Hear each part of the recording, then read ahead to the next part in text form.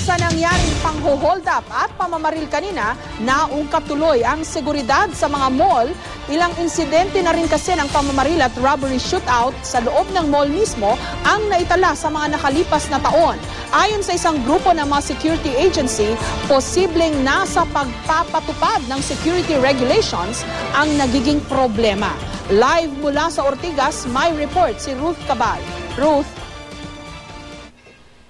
Sabi ng PNP, hindi daw maikakaila na merong procedural at security lapses na nangyari dito nga sa Robinson's Galleria kanina. Pero sabi nila, maaga pa daw para magturo ng sisi sa ngayon habang gugulong pa yung kanilang investigasyon. Kinausap natin ang ilang security experts tungkol sa pagtitiyak ng seguridad sa mga mall.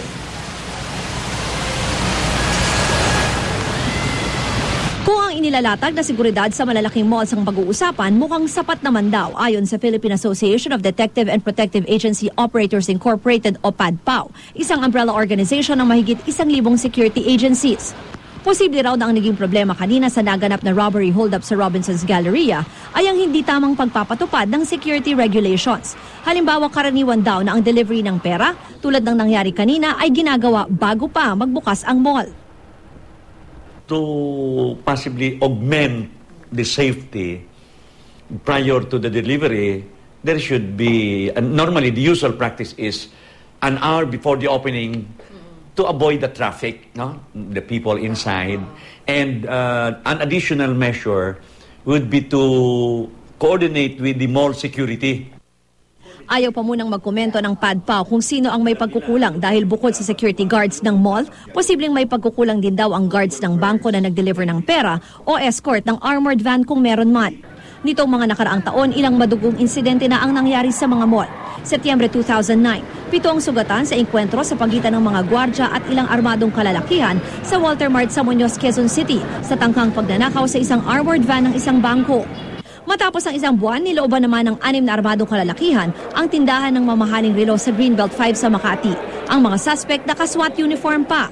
Isa sa mga suspect ang napatay sa engkwentro sa pagitan ng mga pulis. Pero ang iba nakapuslit, tagayang 2 milyong pisong halaga ng mga mamahaling relo. Kasunod na nangyari sa Robinson's Galleria kanina, nagdoble higpit na ang iba pang mall sa Metro Manila. Ang SM, tiniyak na mas paiigtingin nila ang kanilang seguridad sa lahat ng kanilang mall. Ganon din ang pagtitiyak ng Trinoma Mall sa Quezon City. Ayon sa mga pulis, tila malakas ang loob ng mga kriminal ngayon, kaya maging malls ay di pinalalampas. Sabi nga ng isang pribadong security consultant, tila mga professional daw ang mga suspect na napagplanuhang mabuti ang krimen. Bakit alam nilang darating ng ganong oras at bakit, kung di ko nagkakamali, hindi lang yun yung money changer doon, pero bakit yun? Kasi siguro yun yung pinakamalakas. At walang security kasi bulging on waistline o nagsusuot ng mga hip-hop na pantalon. As nakita natin dito sa CCTV, maluwag yung damit ng mga tao o ng sombrero. Talaga makukonceal nila yon. Now, the proper procedure on search, yun na naman ang naging problema ng security personnel dyan. Mahirap man daw matunugan ang anumang krimen sa mga lugar tulad ng malls, mas mabuti na raw na maging alerto.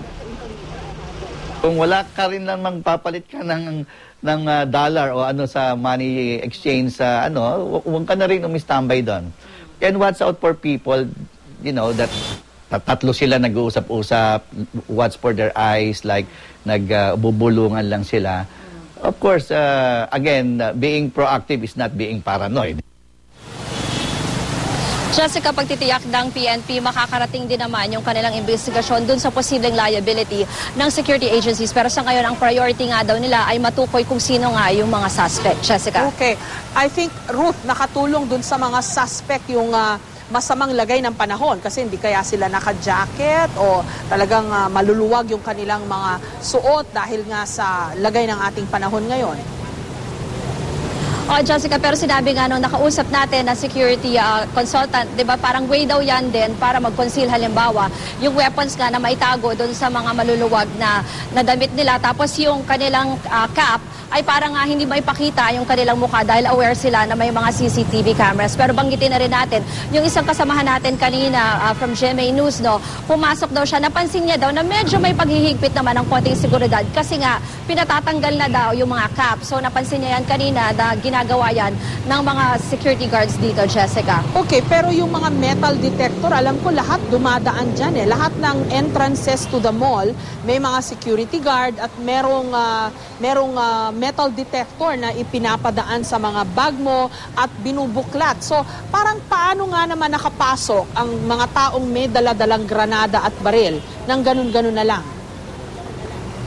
Jessica, napag-usapan nga namin yan doon sa mga security experts kanina. Sinabi nila na talagang tutunog at tutunog daw yan kung may dala silang baril. Pero yung isang tinitignan nila, pwede daw kasi na if you're aware na yung ibang mga convenience stores or drug stores dito sa labas ng mga malls, na meron din namang entrance, meron kasi silang sariling gate. So, posibleng dyan dumaan at hindi masyado naging mahigpit yung pag-check ng security dyan. Isa naman nilang pwedeng scenario rin daw, baka daw may kasabwat ito na babae, na nakaayos, na hindi masyado na-check ng security at baka daw yun daw yung may dala at pinasa na lang daw sa kanila yung mga baril at itong mga granada, Jessica. Okay, pero maganda yung ipinuntos ng security expert na nakausap mo, no? Mukhang may inside information itong mga salarin kasi alam nila na maaga nagdadala ng pera dun sa money changer shop na yon at mukhang alam din nila yung kilos ng mga magdadala ng pera. Both of the security experts nga na interviewed, sinabi talaga nila na medyo may matagal-tagal na panahon na natiktikan daw nila at inobserbahan nila yung proseso nga nitong delivery ng pera. Kaya daw siguro naging, masabi natin na naging matagumpay yung kanilang robbery hold-up dito nga kanina, Jessica. Okay, maraming salamat, Ruth Cabal.